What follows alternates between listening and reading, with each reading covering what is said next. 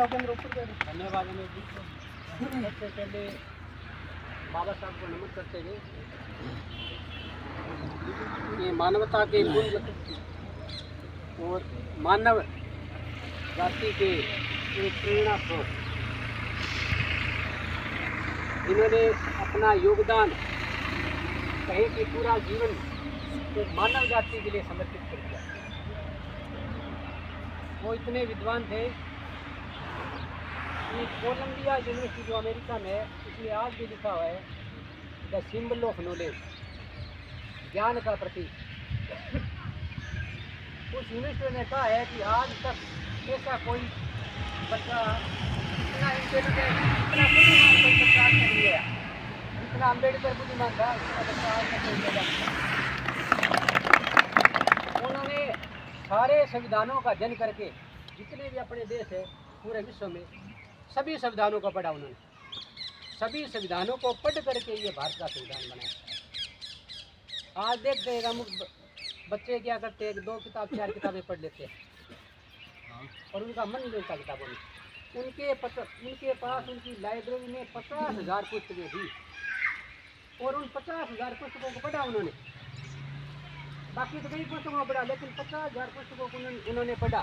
उन्होंने अपना जीवन पूरा का पूरा जीवन किताबें पढ़ने में लगाया और किताबें पढ़ करके जो उन किताबों में अच्छाई थी, वो उन अच्छाई को संविधान के अंदर लेकर के आई।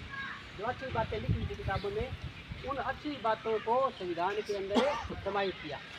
उन्होंने समानता, सामाजिक समरसता, जो उन्होंने ये शब्द है वो संविधान में दिए, संविधान को भेंट किए, संविधान को प्रदान किए। सामाजिक समरसता, उन्होंने ये कभी नहीं कहा था कि एक व्यक्ति अमीर है और एक व्यक्ति गरीब है, तो उनके बीच में जो खाई है, उन्होंने कहा सामाजिक समरसता होनी चाहिए। आपस में किसी प्रकार का भेदभाव नहीं होना चाहिए, छुआछूत किसी प्रकार की नहीं होनी चाहिए। उनके आधार पर ही जो आगे का कानून बनाया, जो सरकारें आई है, उन्होंने नियम बनाए हैं। एक मैं छोटा सा उदाहरण देता हूँ आपको कि संविधान में कभी नहीं लिखा था कि ऐसी की जमीन को दूसरा खरीद लेता है, लेकिन उन्होंने ये लिखा था सामाजिक समरसता, कि सारे के सारे एक जैसे होने चाहिए। तब आगे जाकर के गवर्नमेंटों ने कानून बनाए कि इनकी ज़मीन कोई दूसरा नहीं ले पाए। ऐसा उन्होंने कभी नहीं लिखा था कि इस जाति को गाली देने पर ये केस हो जाएगा। उन्होंने संविधान में ऐसा नहीं लिखा है कहीं भी। लेकिन आगे चल करके सरकारों ने जो सामाजिक समरसता है, जो आपसी बंधुता है, उन पर सरकारें बंधी हुई है।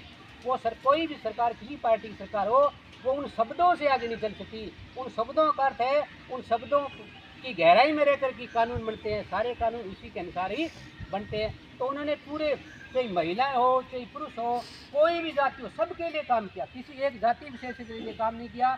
कई सालों से उनकी उपेक्षा की जाती रही, क्योंकि लोग पढ़े लिखे नहीं थे, अशिक्षित लोग थे, उनको ज़्यादा जानकारी नहीं थी। उनको एक ही मोहरत लगा दी जाती, बढ़ा दिया जाता था कि ये एक है, अमुक जाति के नेता है। लेकिन धीरे धीरे जैसे लोगों के समझ में आई, जैसे लोग पढ़े हैं, उनके समझ में आई कि नहीं, किसी एक जाति विशेष के नेता नहीं है, ये तो पूरी मानवता जाति के पूरे विश्व के नेता है। आज एक पूरे विश्व में इनकी जयंती मनाई जा रही है। इसीलिए पूरे विश्व में इनकी जयंती आज मनाई जा रही है कि पूरे विश्व को एक मार्गदर्शन, एक मार्ग दिया उन्होंने कि उस मार्ग पे चलें, अच्छाई के रास्ते चलें, बुराई का रास्ता छोड़ें। तो मैं एक छोटा सा मैं कहना चाहता हूँ आज के नवयुवकों से कि उन्होंने कहा कि शिक्षा है ना, वही सफलता की कुंजी है। आप पढ़ोगे तो ही कामयाब होगे, अगर शिक्षित नहीं हो तो कोई कामयाब नहीं होगा। बगैर शिक्षा के कोई कामयाब नहीं होगा। कई 50-60 साल, कई 60 साल की शिक्षा नहीं है, वो कामयाब नहीं हो। तो बच्चों से यही है कि बच्चे पढ़ें, इधर उधर न घूमें, न भटके। मेरे थोड़ा सा ये ध्यान में आता है कि यहाँ के लड़के हैं ना, मैं देखता हूँ ना कि 2 घंटे वो क्या है कि रेलवे स्टेशन में गुजार देते हैं,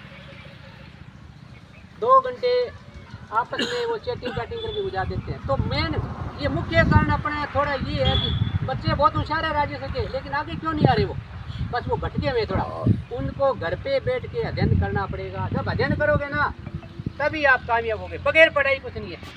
अभी मैं थोड़ा सा एक उदाहरण देता हूँ अपने वो छोटा भाई है इंदौर से, उससे बच्चे का कल वो ज्योग्राफी में हुआ है।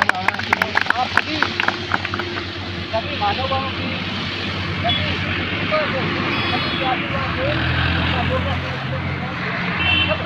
सब हम सब इसके लिए धराई